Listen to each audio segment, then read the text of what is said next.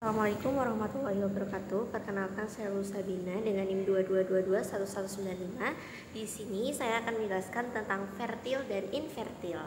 Nah, sebelum kita melaju ke pembahasan selanjutnya, tentu kita harus mengetahui definisi dari fertilitas itu sendiri. Jadi, fertilitas atau yang dikenal dengan kesuburan didefinisikan sebagai kemampuan alamiah untuk mendapatkan kehamilan. Atau fertilitas merupakan ukuran bagi seorang pria dan wanita untuk bisa memiliki anak, dan sebagai alat ukurnya, tingkat kesuburan merupakan jumlah anak yang lahir, baik itu orang maupun populasi. Nah, usia kesuburan itu berkisar antara 13 sampai 50 tahun. Nah, biasanya definisi fertilitas ini juga memiliki rentang waktunya loh teman-teman, di mana pasangan suami istri itu berhubungan ya secara teratur selama rentang waktunya itu 1 tahun dan tanpa alat kontrasepsi apapun. Nah, jadi fertilitas ini dia akan berhubungan nanti dengan infertilitas teman-teman. Jadi fertilitas itu merupakan kemampuan sepasang suami istri untuk memperoleh keturunan gitu. Nah, seperti yang sudah disinggung tadi, kan itu sudah fertilitas. Lalu apa sih infertil? Jadi infertil adalah tidak terjadinya kehamilan setelah menikah dengan catatan pasangan tersebut berhubungan seksual dengan teratur ya, dengan intens seperti itu tanpa adanya pemakaian alat kontrasepsi. Nah, biasanya rentang waktunya itu udah 1 tahun. Jadi kita ketahui nih bahwa pasangan ini fertil atau infertil itu ya setelah 1 tahun. Nah, ketika 1 tahun menikah tanpa alat kontrasepsi dan juga memang pasangan tersebut ingin memiliki anak tetapi memang belum memiliki anak, maka bisa didefinisikan sebagai infertil. Nah, dilanjutkan bahwa tingkat kesuburan itu akan terlihat saat pasangan memiliki ketidakmampuan untuk menghasilkan kehamilan secara alami atau disebut sebagai infertilitas. Nah, berdasarkan hasil penelitian di Amerika Serikat, jadi sekitar 11% pasangan akan menghadapi ketidaksuburan atau infertilitas setelah 1 tahun melakukan hubungan seksual tanpa alat kontrasepsi. Jadi, menyambung dari penjelasannya tadi ya teman-teman, bahwa memang harus digarisbawahi bahwa ketika kita ada nih seperti kemungkinan infertil itu mungkin ada terjadi setelah 1 tahun yang melakukan hubungan seksual suami istri tanpa menggunakan alat kontrasepsi. Nah, menurut WHO, infertilitas dibedakan menjadi dua. Yang pertama itu adalah infertilitas primer. Jadi, adalah belum pernah hamil pada wanita yang telah berkeluarga meskipun hubungan seksual dilakukan secara teratur tanpa dengan alat kontrasepsi dan dengan selang waktu kurang dari 12 bulan. Jadi, ada infertilitas primer dan juga sekunder. Kalau yang primer itu bahwa pasangan suami istri belum pernah atau belum pernah hamil atau memiliki anak. Nah, yang kedua itu adalah infertilitas sekunder. Jadi adalah tidak terdapat kehamilan setelah berusaha dalam waktu 1 tahun atau lebih pada seorang wanita yang telah berkeluarga dengan hubungan seksual secara teratur tanpa perlindungan kontrasepsi tetapi sebelumnya pernah hamil. Jadi yang perbedaan antara infertilitas primer dan juga sekunder itu hanyalah kalau primer itu memang belum pernah hamil sama sekali, dan kalau sekunder itu pernah hamil tetapi pada saat ingin hamil kembali itu pada jangka waktu 1 tahun ya dengan hubungan seksual tanpa kontrasepsi itu belum hamil kembali. Nah, tentunya di antara dua infertilitas ini memang yang lebih diperhatikan khusus adalah yang infertilitas primer, karena memang bisa terjadi banyak dugaan karena ya memang belum pernah memiliki anak. Nah, teman-teman, tentunya banyak faktor yang menyebabkan infertilitas. Yang pertama itu tentunya ada faktor pria ya yang khusus. Jadi penyebab infertilitas pada pria dibagi menjadi 3 kategori utama. Yang pertama itu adalah gangguan produksi sperma, misalnya akibat kegagalan testis primer, lalu juga hipergonadotropik hipogonadisme yang disebabkan oleh faktor genetik. Lalu juga ada mikrodelesi kromosom Y atau kerusakan langsung atau kerusakan anatomi. Ada juga karena infeksi atau karena gonadotoksin.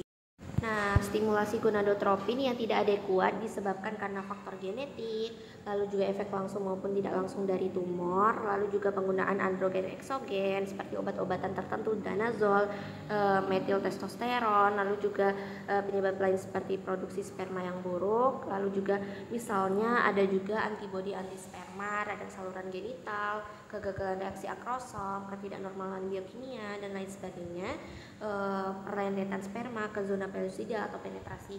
Jadi memang pada pria juga memegang peranan yang sangat banyak dalam infertilitas ini.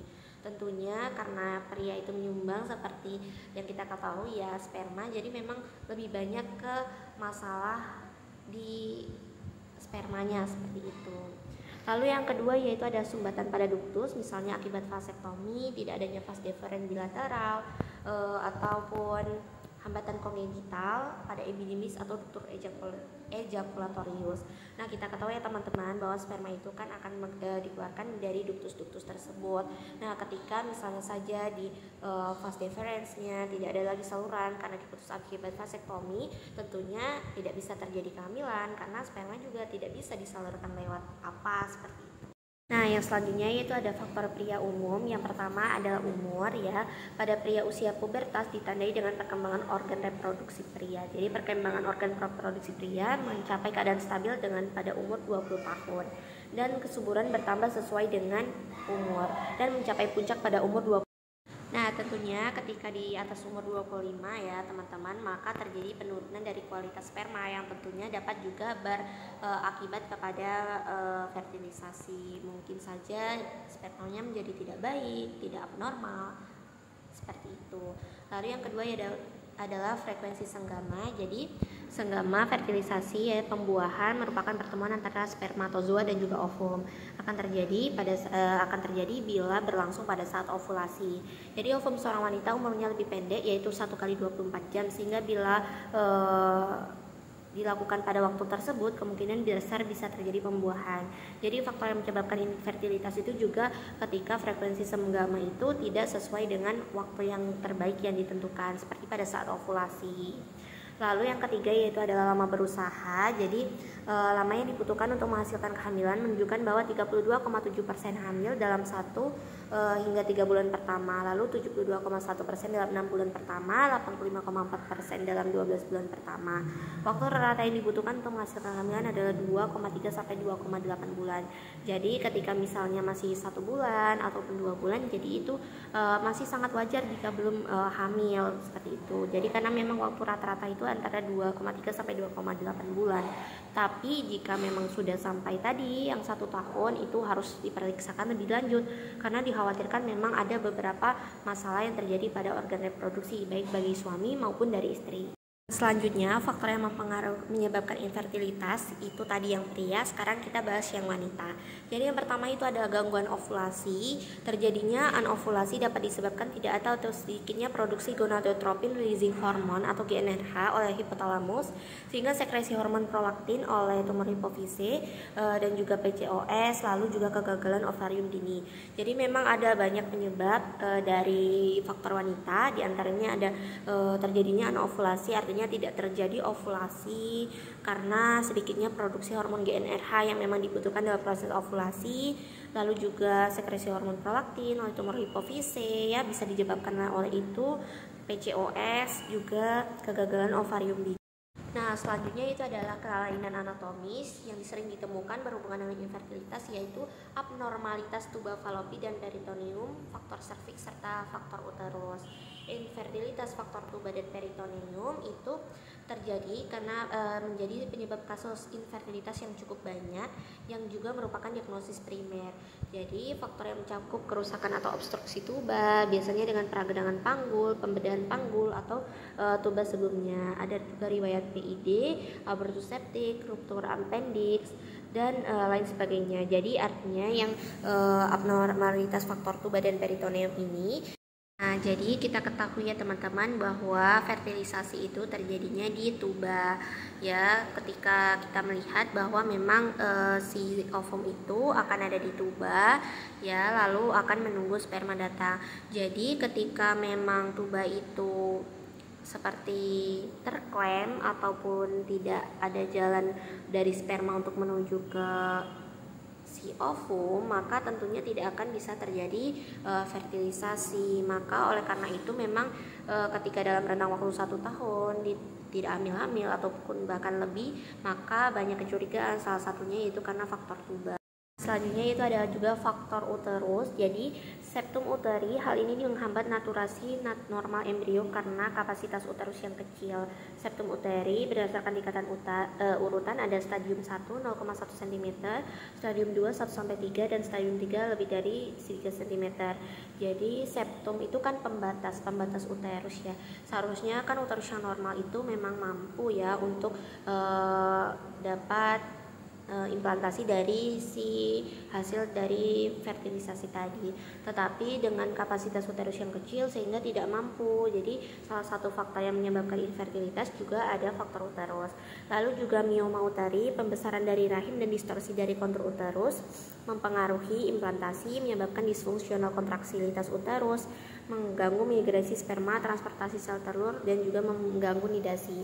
Nah, jadi teman-teman bisa digarisbawahi bahwa bukan hanya pada saat fertilisasinya, mungkin saja juga pada saat migrasi sperma. Jadi kan sperma itu akan masuk, lalu dia akan juga melewati uterus ya teman-teman tentunya. Jadi mungkin saja karena pembesaran dari miom itu juga sperma jadi tertahan, lalu juga tidak bisa terjadi nidasi seperti itu. Lalu yaitu adalah kelainan endometrium seperti polit, endometriosis, hiperplasi dan lain sebagainya. Jadi memang kelainan endometrium, kita ketahui endometrium itu merupakan tempat dari nidasi hasil fertilisasi ya teman-teman. Tapi kalau misalnya endometrium bermasalah maka juga tidak akan bisa terjadi nidasi. Nah, endometriosis klasik tampak sebagai pigmen hitam kebiruan seperti lesi ya dia bentuknya pada permukaan kandung kemih, ovarium, tuba falopi, kantong rektouterannya dan usus besar. Jadi banyak sekali ya teman-teman endometriosis itu macam-macamnya. Lalu selain itu pada endometriosis yang ringan dapat menyebabkan infertilitas karena produksi prostaglandin sehingga motilitas tuba dan fungsi korpus luteum melalui makrofag peritoneum dan juga kelainan pertumbuhan folikel. Jadi memang banyak yang mempengaruhi faktor infertilitas, dan seperti di rahim itu di tubuh kita itu seperti satu kesatuan yang saling berkesinambungan teman-teman. Jadi seperti misalnya endometriosis, maka dia akan Nah, jadi seperti yang melanjutkan tadi ya teman-teman, karena videonya terpotong, jadi memang seperti satu kesatuan. Jadi ketika ada satu yang tidak beres, maka biasanya dia akan mempengaruhi yang lain, baik itu karena pengaruh hormon, karena pengaruh misalnya seperti tadi ya, ada si sperma itu tidak bisa masuk ke dalam rahim karena hal tertentu. Jadi memang satu kesatuan. Nah teman-teman, jadi fertilitas atau kesuburan merupakan ukuran bagi seorang pria dan wanita untuk memiliki anak. Sebagai alat ukur, tingkat kesuburan merupakan jumlah anak yang lahir per pasangan orang maupun populasi. Dan usia kesuburan wanita berkisar antara 13 atau sampai 50 tahun. Tetapi kita ketahui ya teman-teman di kebidanan bahwa memang untuk hamil itu mungkin lebih baik di atas usia 20 tahun karena memang sudah matang fisiknya. Kalau ini merupakan definisi dari demografi. Lalu fertilitas adalah kemampuan seorang wanita untuk menghasilkan kelahiran hidup dan juga merupakan kemampuan sel sperma membuahi sel ovum sehingga terjadinya kehamilan.